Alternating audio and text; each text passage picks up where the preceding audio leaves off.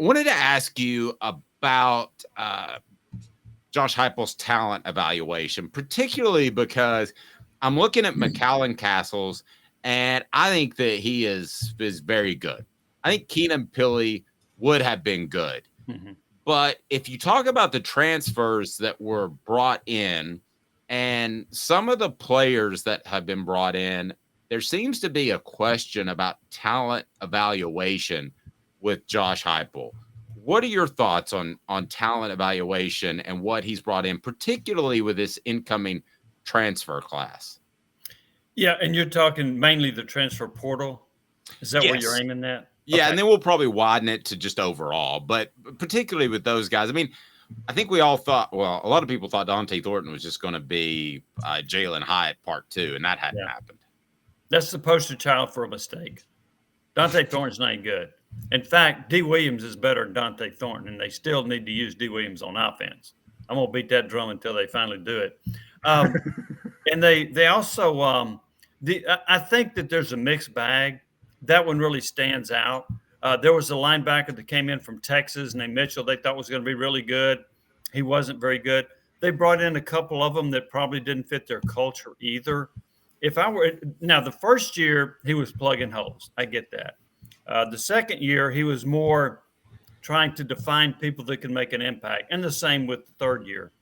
I think overall it's been pretty good because a lot of those guys have contributed. Campbell at tackles contributed. Gabe Lally in the secondary is a decent player. Not great players, but decent players. Thornton to me stands out as a mistake, and so does Mitchell, the linebacker from Texas.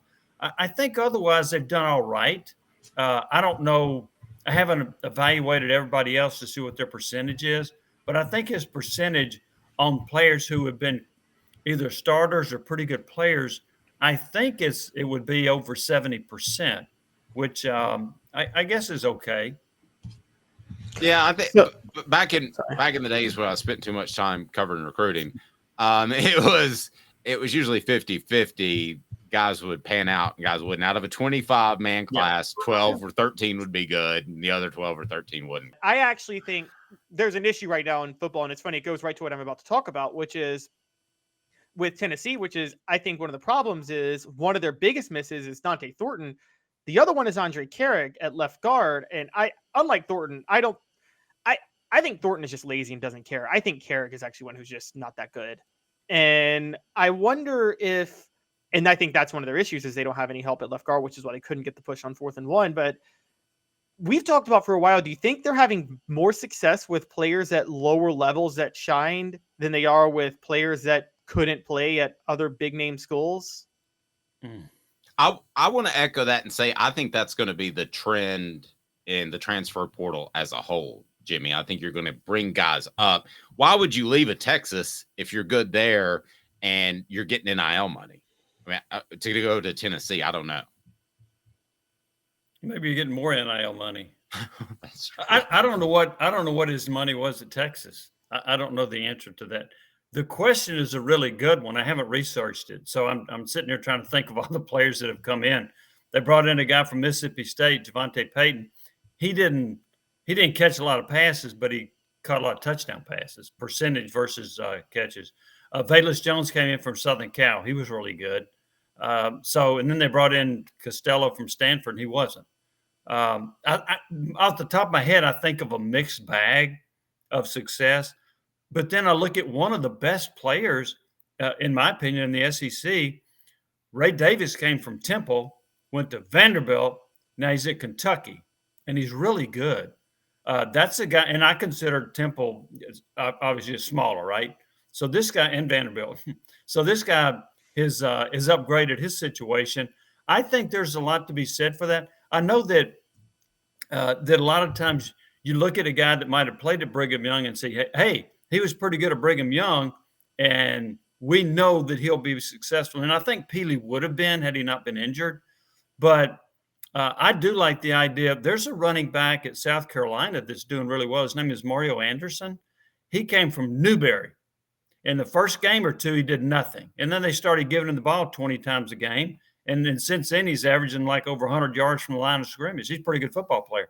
I think it makes sense to do what you're suggesting, and that's to take somebody who's been really good at a smaller school and is still real hungry, and you take him and bring him up to a higher level. He performs well, and that increases his value for the NFL. I remember Jacob Warren telling me that McAllen Castles was stunned that they had an open eating area and that they didn't have to cook their own food every night. And he was so excited that he was just like, this is amazing. And he immediately put on like 10, 15 pounds just in the spring. So, yeah, I mean, you get there and you're appreciative. I don't know that Dante Thornton is appreciative. And I know that he really shopped himself in terms of getting the best deal he possibly could. And I think he probably feels like he got the money that he needs to live for quite some time. And he's going to find out when he's in his 30s that, you know, $100,000 or whatever the number is isn't going to get you through the rest of your life. Well, on an overall view, if you think making NIL money is better than NFL money, you're not very smart. If you had come to a program and then you produced and got drafted and played in the NFL for 5 years, that's a whole lot more money than you're going to make on an NIL deal in college. So if that was his thinking, that wasn't very smart. No, and John Calipari has a great line. He said, "You're tripping over nickels instead of making millions." When he's I thought you were tripping over thoroughbreds. Tripping over thoroughbreds. Yeah, that's right. You know what they get in Kentucky? Yeah, or hair gel. Jim, I wonder with pardon me, the personnel thing, is Josh Heupel too stubborn? Because you've mentioned the D. Williams thing and the Dante Thornton thing, and I feel like that Joe Milton's being shoved down our throats just a little bit, and I just feel like he doesn't want to be wrong publicly at times with some of his personnel moves. Am I crazy to think that? No, I think he is a little bit stubborn. I think a lot of good coaches are a little bit stubborn. There's one that coaches the Patriots right now that's pretty stubborn too, isn't he? Yeah. So, yeah, probably a little bit. The thing that you have to do, though, is that not every suggestion that comes from fans of the media is stupid. Okay. So I think sometimes you have to sit back and say, you know, that's a pretty good point. I'm not going to not play this guy just because people in the media or fans think I should. So I think that sometimes coaches do get a little bit stubborn. And this gets back to where this guy told me, and I don't know if it's right or not, but he said Heupel went for that fourth down after the Joe Milton thing because he was mad at the officials with making a bad spot. That's not a reason to go for fourth down. So, yeah, I think a little bit, but I don't think that's unlike a lot of coaches in the game today. Yeah. And GM, since you brought up Bill Belichick, because I think of Dave's favorite team, the Cowboys. Tex Schramm, I think, was the best GM in football for 20 years and was so arrogant in the 80s that he basically did himself in because he thought he could find anybody out of high school at that point. I read a story about Tex Schramm, so I know that as a student of history. Well, and they got, I mean, they'd go get a basketball player. Was it Mel Renfro? And becomes a really good NFL player. They would go out and get, they had, They signed several people that were not really good college players and ended up being pretty good players in the NFL. But you don't want to bet your house on that, right? No, Bill Bates would be a great example as well from Farragut. It's interesting to me to dig your heels into the sand. I mean, I think everything should be fluid. In terms of personnel. Now, I'm not saying if a guy has a bad game that you bench him, but Jimmy, if in the offseason Nico looked as good or better than Joe Milton, then I don't see any reason why he shouldn't start the season. And for people that say he's too thin, hey, you and I both stood next to Casey Clausen when he started his first game against Alabama. I could have bench pressed that guy. Peyton Manning was pretty thin too his freshman year. So, yeah, and I don't know. You may have better insight into that, Dave, than I do in talking to some players. But I don't – the ones that I have talked – the people I have talked to say that Nico is not quite ready, Okay. Now, what does that mean? Part of it is this offense requires an awful lot of reading by the quarterback. He's got to read the defense and be on the same page as the receivers reading the defense as well. He's got to be able to read on the zone read, which I still think is a predetermined call most of the time for Tennessee. So there's a lot of reading involved with what he's doing, and there's making sure you got the pass protections as well. And is he accurate? From what I've heard, he's a pretty accurate passer. He's a better runner, I think, a more natural runner than Joe Milton. I think he's going to be a star. So the aversion to playing him right now, maybe because he's, quote, not ready, whatever that means. But I've heard that from several people. But my goodness, if you lose to Kentucky, I'm not sure I'd want to make his first start against Georgia. No. But I would certainly look at maybe a Connecticut if I know that my season is headed in a downward spiral. The other thing you have to evaluate a little bit is that this is Joe Milton's team. Are the players going to revolt? I don't know. If Nico comes in and plays well, nobody revolts, right? Or they shouldn't. No. I think that's a tough call for a coach to make. Going back to the Peyton Manning thing, that wasn't a tough call at all. He had injuries. He had injuries to Jerry Colquitt. He had injury to Todd Helton. Helton didn't really want to be the starter anymore. And so Manning gets elevated and has a battle with Brandon Stewart. So that wasn't a decision, we're going to bench this guy for this guy. No. It's more similar, and we've talked about this, to Kelly Bryant at Clemson getting benched for Trevor Lawrence.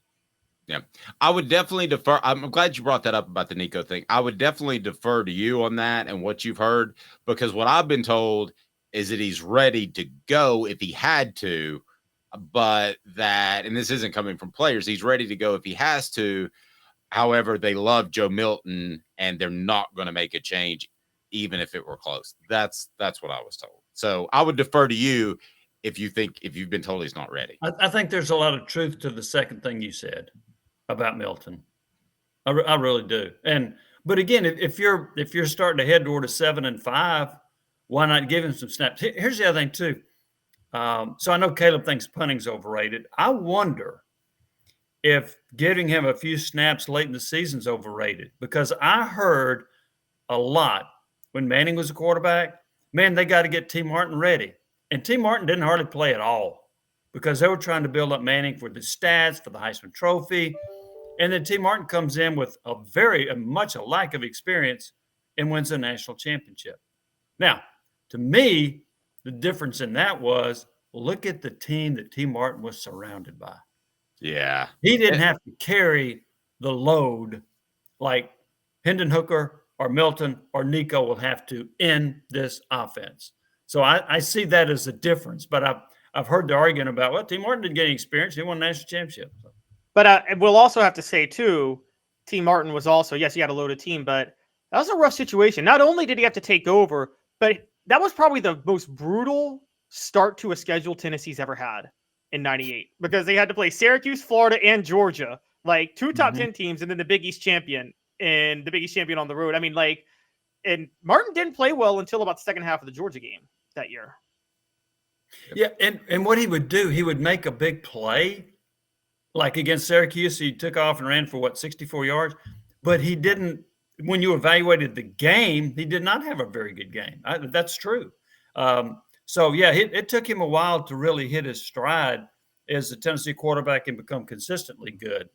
Even though he would make a big play or a key play here or there. I mean, the Florida game, I forgot his stats, but his numbers, I think I'm right about this. I think he threw for like 65 yards in that Florida game. But he threw that touchdown pass to Peerless Price where he lobbed it up in the end zone. So, yeah, I agree with that point about Martin. It did take him a while before you hit his groove as a quarterback.